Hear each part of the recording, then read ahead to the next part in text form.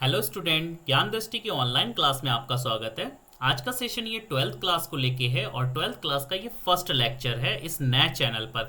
नया चैनल क्यों? क्योंकि मेरा पुराना क्वांटा क्लासेस वाला चैनल यूट्यूब पर जो था वो डिलीट हो गया है। ठीक है, अब हम लाइव क्लास अभी नहीं इस पर ले पाएंगे। लाइव क्लास आपकी जूम पर ही बनी रहेंगी जैसी हम लोग ले रहे हैं। आज जो क्लास ली थी 12th की या बीएससी की किसी भी सेमेस्टर की, वो क्लास सभी उसी टाइम हम लेते रहेंगे। ठीक है ना। इस पर क्या होगा, सिर्फ आपकी जो डाउट रहती थी ना, आप हमें व्हाट्सएप पे मैसेज करिएगा। जो भी आपका न्यूमेरिकल हो उसकी पिक्स भेज दीजिएगा किसी भी न्यूमेरिकल की, मैं यहाँ पर सॉल्व करके डाल दूंगा। ठीक है ना। तो हम लोग इस पर कुछ कंटेंट भी मैंने दे रखा था पुराने चैनल में, ताकि आपका जब एग्जाम आता था तो आप रिवीजन कर रखे थे। ठीक है ना। तो हम लोग वही काम करते हैं। 12th में हम लोग स्टार्ट कर दे रहे हैं कूलॉम्स लॉ से, फिर ऐसे ही ग्रेजुएशन के भी लेक्चर अपलोड कर देंगे। ओके, कूलॉम्स लॉ से हम लोग स्टार्ट करेंगे। कूलॉम्स लॉ में कूलॉम्स लॉ ने बताया था अपने इस लॉ में force between two charge particle, point charges के बीच में जो फोर्स ऑफ इंट्रैक्शन या फोर्स ऑफ अट्रैक्शन और रिपल्सन जितना जो भी लगता था, उसके बारे में कूलॉम ने मैग्नीट्यूड दिया था और डायरेक्शन भी बताई थी कि फोर्स आपका कैसा लगेगा। ये पॉइंट चार्ज के लिए वर्क करता था। किसके लिए? पॉइंट चार्ज के लिए। ठीक है, या तो दो चार्ज हो या मल्टीपल चार्जेस का सिस्टम हो। तो बेसिक लॉ ये कहाँ काम करता था? दो चार्ज पार्टिकल्स के बीच में। सपोज हमारे पास स्पेस में कोई टू चार्ज पार्टिकल है और उनके बीच की डिस्टेंस कितनी है? Small are. इन चार्जेस का जो मैग्नीट्यूड है, एक का Q1 है, दूसरे का Q2 है, एक दूसरे से r डिस्टेंस पर रखे हैं। कूलॉम साहब ने प्रैक्टिकल करके ये बताया था, इनके बीच में जो फोर्स लगता है वो इनके चार्जेस के मैग्नीट्यूड से जितना मतलब प्रोपोर्शनल होगा। जितना ज़्यादा चार्ज का मैग्नीट्यूड होगा उतना ही ज़्यादा फोर्स ऑफ इंट्रैक्शन होगा। ठीक है, या फोर्स ऑफ अट्रैक्शन या रिपल्सन होगा। अब अट्रैक्शन कब होगा? जब अनलाइक चार्जेस होंगे। ये तो 10th क्लास का स्टूडेंट भी जानता होगा कि unlike charges are attract to each other and like charges are repel to each other. Okay, तो कूलॉम साहब ने बताया था कि the force between two charge या point charge particle is directly proportional to the product of the magnitude of the charges and inversely proportional to the square of distance between the charges. क्यों inversely? क्योंकि practical से ये पता चला था कि ये जो फोर्स था इनके बीच में वो इनवर्स स्क्वायर लॉ को फॉलो कर रहा था। तो according to this statement, F proportional to the Q1 Q2 upon r square means the the force between two charge particle is the product of the magnitude of the charges, means F proportional to the Q1 and Q2 and inversely proportional to the square of distance between them 1 upon r square। ये practical से find कर लिया था। अब इसके बीच में जो proportional sign होता था उसको हम लोगों ने प्रोपोर्शनल साइन को हटाकर एक कांस्टेंट लेके आते थे कि ये भी प्रैक्टिकल से फाइंड हुआ था। तो आपका जो फॉर्मूला तैयार होता था वो हो जाता था F equal to the K into Q1 Q2 upon R square. बाद में हम लोगों ने ना K की वैल्यू फाइंड कर रखी थी। K इक्वल टू द आता था 1 अपॉन 4 पाई एप्सिलॉन नॉट और इसकी जो मैग्नीट्यूड वैल्यू आती थी 9 इंटू 10 टू द पावर 9। तो फॉर्मूला जो तैयार हो जाता था वो हो जाता था F equal to the 1 upon 4 pi epsilon naught Q1 Q2 upon R square. ये तो था मैग्नीट्यूड ऑफ द फोर्स। ठीक है, क्या था? मैग्नीट्यूड, फोर्स का मैग्नीट्यूड था किसके बीच में? दो पॉइंट चार्जेस जैसे हमारे ये स्पेस में रखे। यहाँ पर जो एप्सिलॉन नॉट होता था इसको हम लोग परमिटिविटी ऑफ द स्पेस बोलते थे। इसके बारे में भी हम लोग आगे बताएंगे। परमिटिविटी क्या होता था, मीडियम की परमिटिविटी, कैसे मीडियम होने चाहिए, फोर्स ज़्यादा लगने चाहिए। लेकिन हाँ, एक बात समझ में आती है, अगर कोई ऑब्जेक्टिव क्वेश्चन आता है कि परमिटिविटी अगर मीडियम की ज़्यादा है तो फोर्स कैसा होगा। आपको पता है यहाँ पर ये F जो आ रहा है वो inversely proportional to the permittivity of the medium आ रहा है। अगर परमिटिविटी मीडियम की ज़्यादा है तो फोर्स अपने आप ही कम हो जाएगा। ठीक है, और परमिटिविटी अगर कम है मीडियम की तो फोर्स आपका ज़्यादा हो जाएगा। यहाँ से आपको सिर्फ इतना याद रखना होगा। ठीक है ना। तो कूलॉम्स लॉ का जो स्टेटमेंट था वो बहुत ही छोटा स्टेटमेंट है लेकिन काम बहुत बड़े करेगा। आगे हम लोग मल्टीपल चार्ज पार्टिकल्स के बीच में भी फोर्स निकालेंगे। इसी लॉ को फॉलो करके हम लोग चार्ज बॉडी होंगी अलग अलग, रेगुलर और इरेगुलर बॉडी होंगी, उनके बीच में भी जो फोर्स लगेगा उसको भी हम लोग फाइंड आउट करेंगे। अब ऐसा तो है नहीं कि पॉइंट चार्जेस के बीच में फोर्स लग रहा है तो कोई बॉडी नहीं हो सकती। अरे बिल्कुल हो सकती है। हमारे पास ये कोई इरेगुलर शेप की कोई बॉडी हो गई, अगर दो बॉडी ऐसे रख दी जाए पास में तो इनके बीच में फोर्स ऑफ इंट्रैक्शन क्या होगा, ये भी हम लोग कूलॉम से ही फाइंड आउट करेंगे।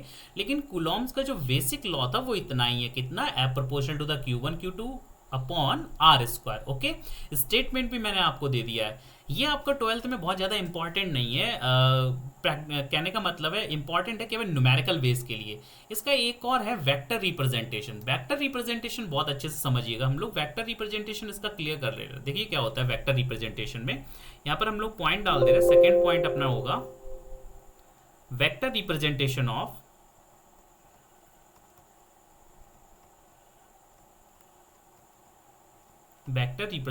Of Coulomb's law.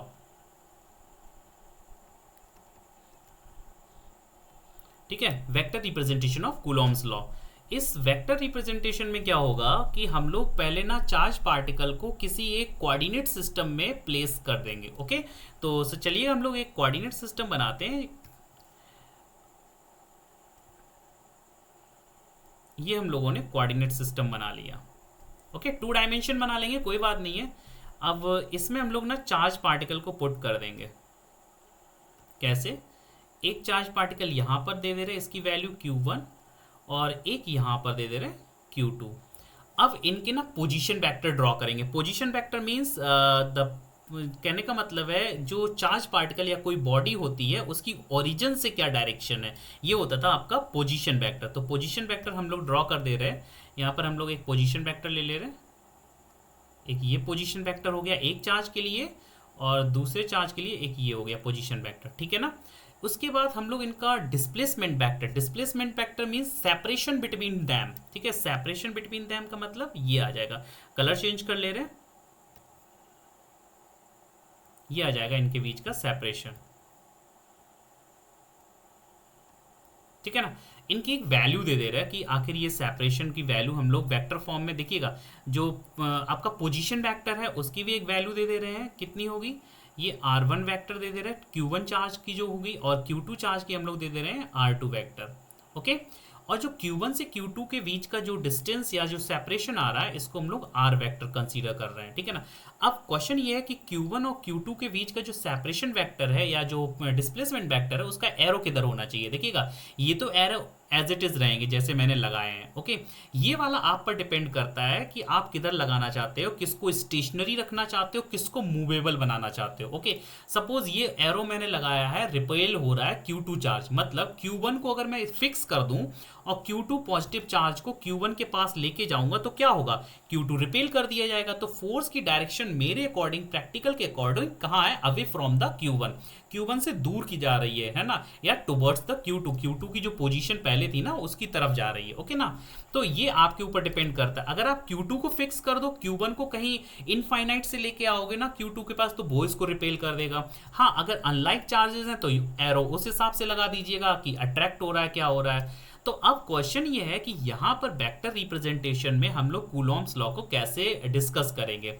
तो वेक्टर रिप्रेजेंटेशन में होता क्या है, आपको सीधा सा जो कूलॉम्स लॉ का स्टेटमेंट था वो तो वैसे ही बना देना है, 1/4 pi epsilon naught Q1 Q2 upon R square. ये तो इसका मैग्नीट्यूड फॉर्म था ना, जैसा हम लोगों ने अभी पीछे के एक पेपर पर देखा था, इसको पीछे के पॉइंट में हमने देखा था कि कूलॉम्स लॉ का स्टेटमेंट क्या था, है ना।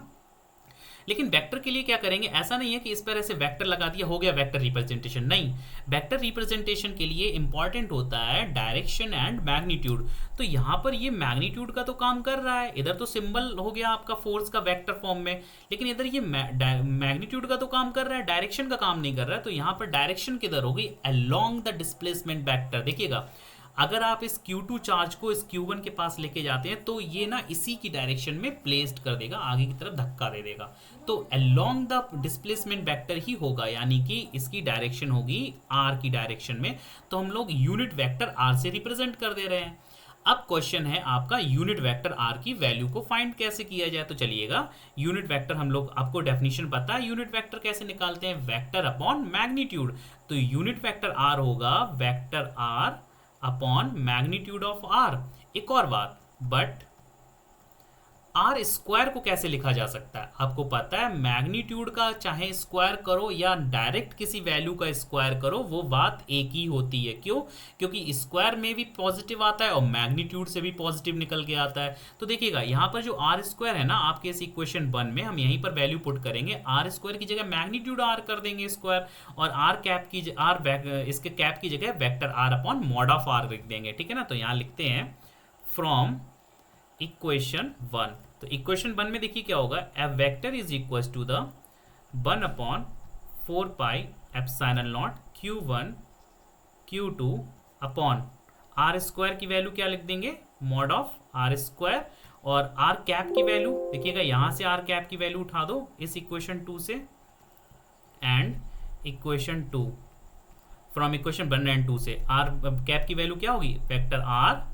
Upon mod of R. देखिएगा mod R square mod R, इसको हम लोग एक साथ कर देंगे तो कितना हो जाएगा, F vector is equal to the 1 upon 4 pi epsilon naught Q1 Q2 into R vector upon mod of R का होल क्यूब। ये आपकी वैल्यू हो गई। ठीक है, कूलॉम्स लॉ का जो वेक्टर रिप्रेजेंटेशन है वो इतना हो गया। अब आप चाहो तो वेक्टर आर या इसकी वैल्यू भी आप कैलकुलेट कर सकते हो। यहाँ पर आप चाहो तो वेक्टर लगा दीजिए, कोई दिक्कत नहीं, बाद में मॉड होके आएगा वो खत्म हो जाएगा। वेक्टर आर की आप वैल्यू फाइंड आउट कर सकते हो। ठीक है ना, वेक्टर आर की वैल्यू कैसे फाइंड आउट की जाएगी वो भी मैं बता दे रहा हूँ। ये देखो ट्रायंगल में आप यहाँ पर कुछ पॉइंट दे दो ओ ए बी। ठीक है, हम लोग ना एक लूप बनाते हैं ओ ए बी ओ। ठीक है, आपको पता है वेक्टर में अगर मैं एक लूप कंसीडर करूं तो हमारा मैग्नीट्यूड 0 होता है। ओके, तो हम लोग इसी लूप लॉ से या ट्रायंगल का लूप लॉ या कोई भी लॉ कह दो, ये लूप लॉ ही होता है। हम लोग ओ से चलेंगे, ए की तरफ आएंगे, ए से बी और बी से अगेन ओ की तरफ आएंगे तो हमारा नेट रिजल्टेंट 0 होगा। देखो ओ से ए तक की डिस्टेंस कितनी है, आर वेक्टर, तो ये हो जाएगा, यहाँ पर लिख दे रहे हैं। ठीक है, या नए पेज पे ले रहे, कोई बात नहीं है, लेकिन आपको दिखाई कैसे पड़ेगा, इंपॉर्टेंट बात तो ये भी है। चलिएगा यहीं से ले लेते हैं, यहीं से ले लेते हैं। देखो जरा, ओ से ए तक जाएंगे तो क्या हो जाएगा आपका R1 वेक्टर। ठीक है, प्लस ए से ओ बी तक आएंगे तो ये देखिए वेक्टर इसी डायरेक्शन में है, आर वेक्टर। उसके बाद फिर से प्लस बी से ओ तक हम लोगों को आना है लूप बनाने के लिए, लेकिन हमारा जो वेक्टर है वो ओ से बी तक है, तो हम लोग कुछ नहीं करना है, जो वैल्यू है ना उसी को माइनस कर दीजिएगा, माइनस के R2 वेक्टर।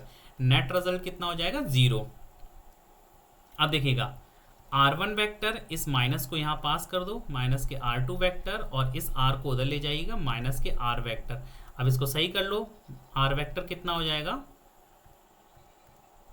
आर वेक्टर कितना हो जाएगा, R vector is equal to the, ये माइनस इधर कर दो, R2 vector minus R1 vector. ठीक है ना, माइनस का मल्टीप्लाई कर दिया तो इतना हो जाएगा।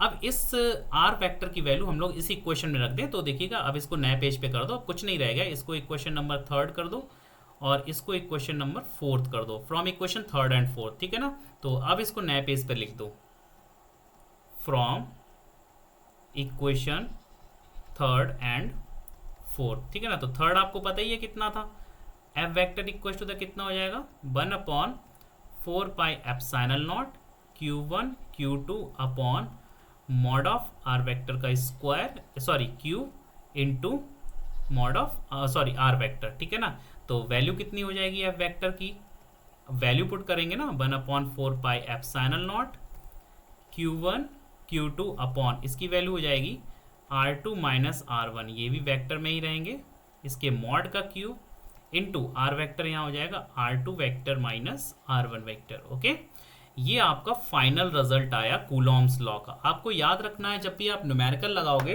तो आपको F proportional to the Q1 Q2 upon R square से ही चलना होगा। ठीक है, जहां आपको ये कांस्टेंट मिलेगा 1 अपॉन 4 पाई एप्सिलॉन नॉट, इसकी value 9 into 10 to the power 9 होगी। वेक्टर रिप्रेजेंटेशन डिपेंड करता है, फोर्स चूंकि एक वेक्टर क्वांटिटी है, डायरेक्शन इन्वॉल्व है उसमें, तो हम लोग ना उसको इस तरह से देख लेंगे। ओके, जब मल्टीपल चार्जेस होंगे ना, या पूछ दिया जाए फोर्स की डायरेक्शन किधर होगी, तो हम लोग इस वेक्टर रिप्रेजेंटेशन का यूज करेंगे। ठीक है, तो आज की क्लास में इतना ही रखेंगे। Okay, bye bye.